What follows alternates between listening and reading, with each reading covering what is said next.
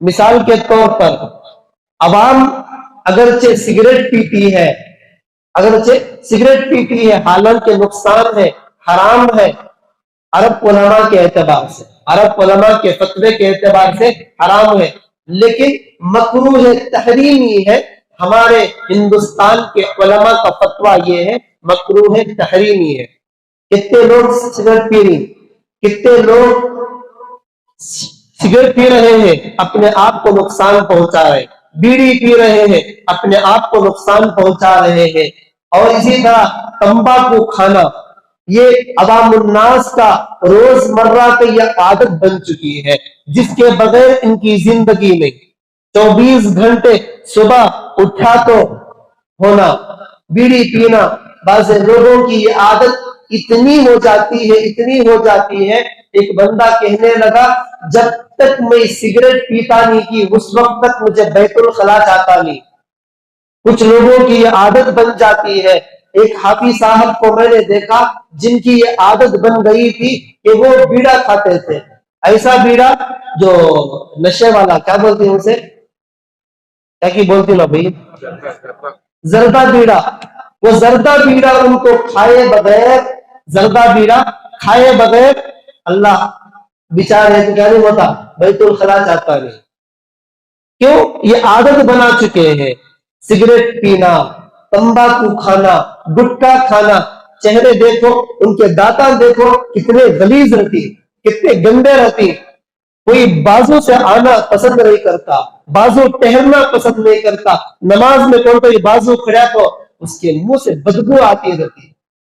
ایک مرتبہ آندھرا میں ایک مرتبہ وہ ایک بندے کی گاڑی میں بیٹھ گیا، ایک جگہ امامت تھی میری، بہت دور سے میں چل کر آتا تھا، ہمارے بہن کے گھر میں سوتا تھا، مسجد کہیں اور دور تھی، میں وہاں سے لے کر تقریباً 1 کلومیٹر وہاں سے چل کر مسجد کو آتا تھا صبح۔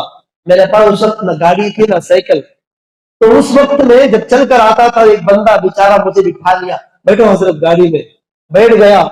اللہ کی پناہ قسم کھا کر کے کہتا ہوں اس کے پیچھے بیٹھا ہوں، اس کے منہ سے بدبو ایسی غلیظ بدبو آ رہی ہے، اللہ سے پناہ مانگا آئندہ کبھی اس کی گاڑی میں زندگی میں نہیں بیٹھا، پناہ مانگا میں زندگی میں کبھی اس کی گاڑی میں نہیں بیٹھتا۔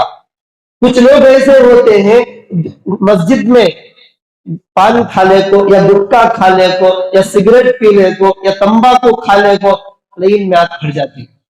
اب بازو والا اتنا پریشان ہوتا ہے بدبو سے، اللہ کی مسجد میں، اللہ کے گھر میں پیاز کھا کر جو کہ حلال ہے، لہسن کھا کر جو کہ حلال ہے، اس کو کھا کر کچا چبا کر مسجد کے اندر آنے سے منع کیا گیا۔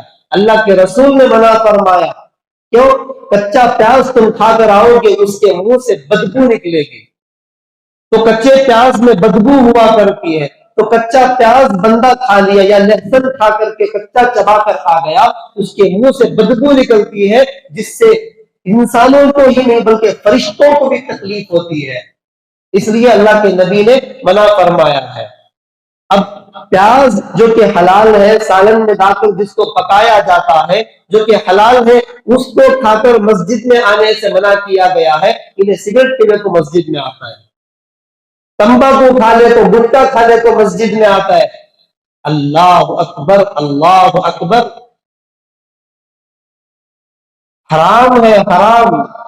تمباکو کھانا مکروہ تحریمی، جس کے اندر نشہ پایا جاتا ہو، جس کے اندر سکر پایا جاتا ہو، وہ حرام ہے۔ سٹارٹنگ میں وہ مکروہ چھتا سو، چلتے چلتے اس کی عادت بن جاتی ہے، کرتے کرتے وہ مکروہ تحریمی ہوتا ہے، مکروہ تحریمی کرتے کرتے وہ حرام تک پہنچ جاتا ہے۔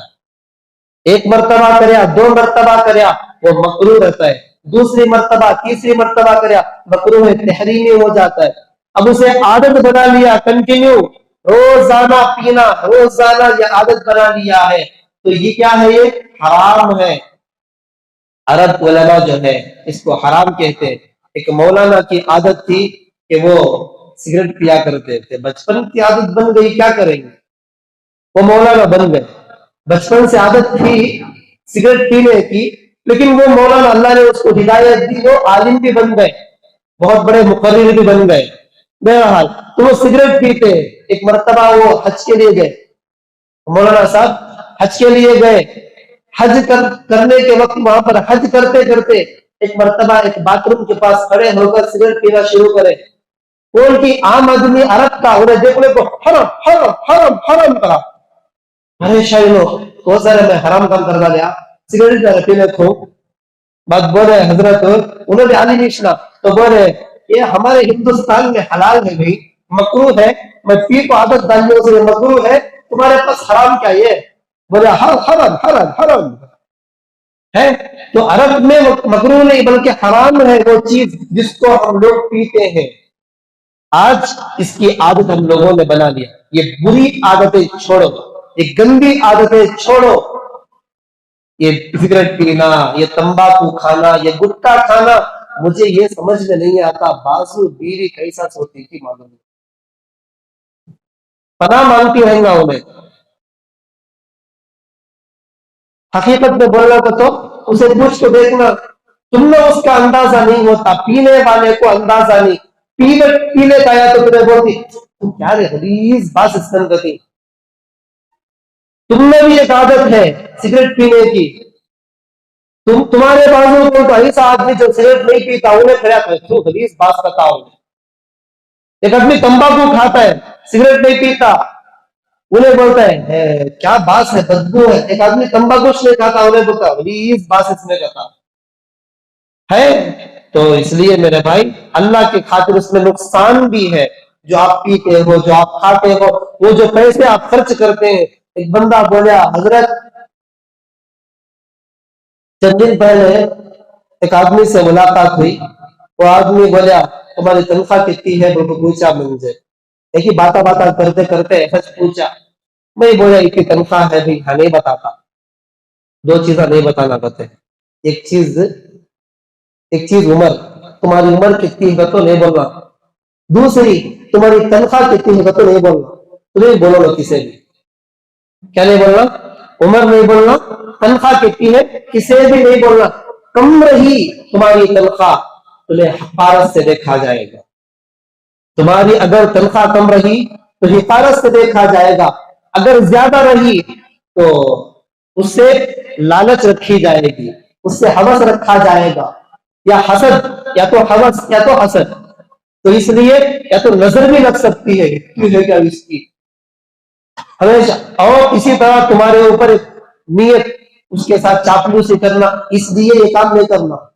ایک عمر نہیں بتانا, دوسرا کیا نہیں بتانا, تنخواہ نہیں بتانا. ایک آدمی میرے سے ملاقات کریا, مجھے تنخواہ پوچھا, باتا میں بھی کیا کی دیوانہ سکا بول رہا اتنی ہے گھر کو. تو انہیں بولیا حضرت کس تمہاری تنخواہ. ہاں حضرت میرے بیڑی سگریٹ کو اتنے پیسے بچاتی نا حضرت.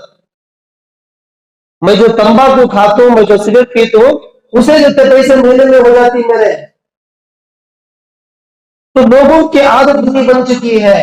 اس لیے اللہ کا واسطہ لیتا ہوں, اللہ کے خاطر یہ تمباکو, یہ گٹکا, بیڑی, سگریٹ, کچھ لوگ ایسے ہوتے یہ عادت ڈالنے کی وجہ سے رمضان کے مہینے میں روزہ نہیں رکھ پاتے.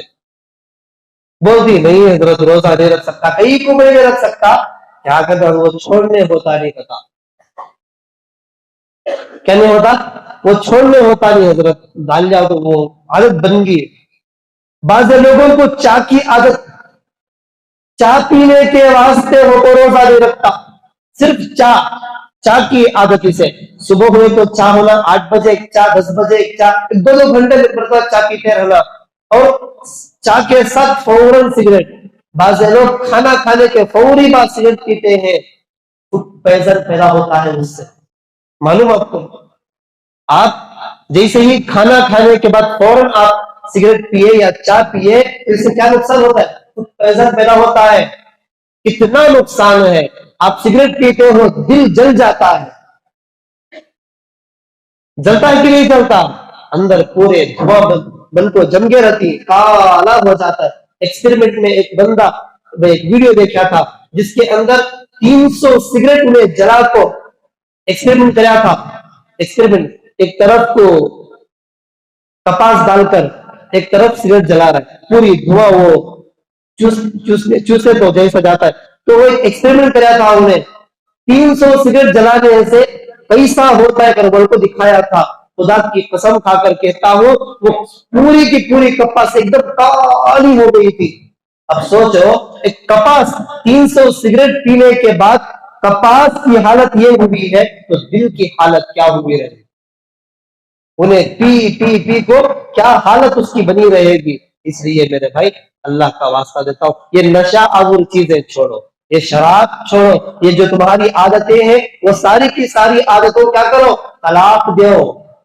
عادتوں کو طلاق دو تو بیوی دلا لیں گے. حضرت بولے آج طلاق دلا کرتے برکو کسے طلاق دینا سو, عادتوں کو, ہماری گندی عادتوں کو طلاق دو, ہماری بری عادتوں کو طلاق دو. دے دیں گے انشاءاللہ, اچھائیاں اپنائیں گے, اچھائیاں اپناؤ. اور میں یہ عرض کر رہا تھا کہ علماء کے لیے وہ چیزیں جائز ہیں, مطلب عوام الناس کے لیے وہ چیزیں, کچھ چیزیں ایسی ہوتی ہیں جو عوام الناس کے لیے جائز ہوتی ہیں, وہ علماء کے لیے جائز نہیں ہوتی. علماء اللہ کے نزدیک مقرب لوگ ہیں, وہ حرکتیں یہ نہیں کر سکتے جو عوام الناس کرتی ہے. مثال کے طور پر ایک آدمی بڑی بلی اڑانے گیا, ایک عالم کر سکتا ہے یہ حرکت؟ عام آدمی کرے تو کوئی فرق نہیں پڑتا, عام آدمی کرے تو کوئی فرق نہیں پڑتا, لیکن وہی کوئی عالم اٹھا کر لے جائے, حضرت کیا رے بلی اڑائے, حضرت تعریف کرتی ہیں اور حوصلہ علی ملے کرتی, بولتی کہ نہیں بولتے؟ تو اس لیے علماء عوام الناس کے مقابلے میں اللہ نے ان کو اونچا مقام دیا, اونچا مرتبہ دیا ہے, وہ اپنی عزت کی حفاظت کرے.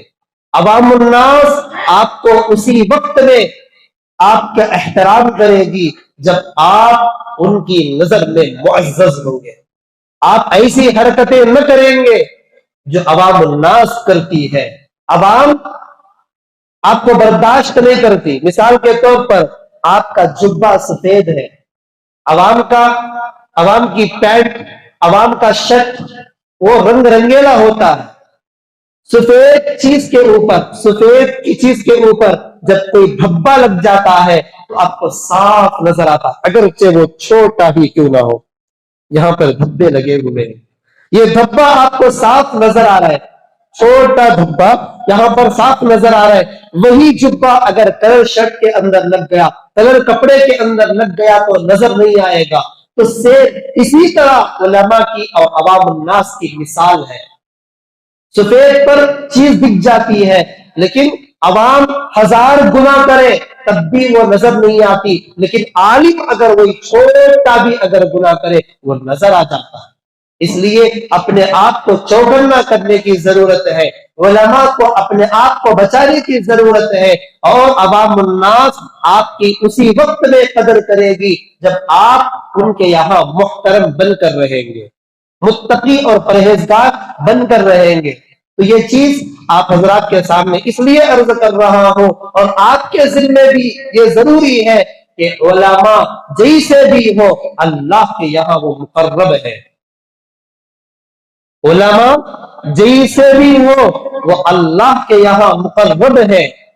اللہ نے ان کے دلوں کو ان کے دلوں میں, ان کے سینوں میں قرآن کو محفوظ کر رکھا ہے. وہ آپ سے 1000 گنا بڑھ کر ہے. ان کا سونا بھی عبادت ہے. وہ جیسے بھی ہو ان کا احترام کرنا آپ کے اوپر واجب ہے, ان کی عزت کرنا آپ کے اوپر واجب ہے. ایک آدمی کا انتقال ہوا تو علماء کی قدر نہیں کرتا تھا. حضرت مولانا مسعود طارق مسعود صاحب کے بیان میں نے یہ سنا یہ واقعہ, اور وہ یہ بات عرض کر کے کہتے ہیں, قسم بخدا کھا کر کے کہتے ہیں کہ وہ آدمی کو جب دفن کر دیا گیا, اس آدمی کو جو علماء کی قدر نہیں کرتا تھا, جب اس کو دفن کر دیا گیا, اس کو جب دیکھا گیا تو اس کا چہرہ قبلے سے پھرا ہوا تھا.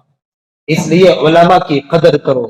علماء تمہارے اوپر ایک سائے کی طرح ہے, وہ جیسا بھی ہو اس کا عمل اس کے ساتھ, اس کا عمل اس کے ساتھ میں اس لیے علماء سے بھی خطاب ہوں اور عوام الناس سے بھی خطاب ہوں. علماء کو عوام کے ساتھ ایسا ہونا چاہیے کہ وہ ان کے سامنے محترم بن کر رہے. عوام الناس کو یہ میرا حکم ہے کہ آپ ان علماء کی قدر کریں، وہ جیسا بھی ہو وہ اللہ کے یہاں جواب دے لیں گے. ان کا عمل ان کے ساتھ، آپ کا عمل آپ کے ساتھ. احترام، ان کی عزت کرنا. فتاوی شامی کے اندر لکھا ہے علماء کا احترام کرنا واجب ہے. علماء کا احترام کرنا واجب ہے، اگرچہ وہ ادنا سا طالب علم کی شکل میں ہی کیوں نہ ہو. ان کے دلوں کو اللہ تعالیٰ نے قرآن سے نواز دیا، قرآن کے نور سے ان کے دلوں کو منور کر دیا ہے. ان کے دماغ میں اللہ تعالیٰ نے قرآن کو بھر دیا ہے. ان کے سارے اعضاء قرآن سے بھرے ہوئے ہیں. ان کا اگرچہ عمل میں کوتاہی کیوں نہ ہو، لیکن آپ کو ان کی عزت کرنا لازم ہے، ان کی احترام کرنا آپ کے اوپر واجب ہے. آپ ہر کسی کو الٹا سیدھا بات کرنا. مثال کے طور پر ہمارے علاقے کی بات اس لیے ہمارے گڈو بھائی آؤ جی بول سکتے ہیں آپ؟ اللہ کے یہاں پکڑے جائیں گے آپ حضرات. گڈے حضرت اگرچہ وہ پستپد ہے، کس نے بنایا ان کو؟ اللہ نے بنایا. ان کی قدر کرنا آپ کے اوپر واجب ہے، ان کی عزت کرنا آپ کے اوپر واجب ہے، ان کا احترام کرنا آپ کے اوپر واجب ہے. ہزاروں لاکھوں باتیں تمہارے سے یہ معزز ہے، ہزاروں لاکھوں اعتبار سے یہ تمہارے سامنے معزز ہے، محترم ہے. ان کے دل میں قرآن ہے. آپ حضرات احترام کریں، عزت کریں. اگرچہ وہ معززی میں تقریباً 10-12 سال سے یہاں پر خدمت انجام دے رہے ہیں، آپ کے ہر ناز و نخروں کو برداشت کرتے، ہر چیز کو برداشت کرتے ہیں، ہر بات کو وہ سہتے ہوئے جا رہے ہیں. آپ حضرات ان کا احترام کریں، خاص کر ان کا احترام کریں. آپ کی مسجد اب تک جو بنی ہوئی ہے اس کے اندر اللہ کا واسطہ کھا کر کے کہتا ہوں ان کا بہت ہاتھ ہے.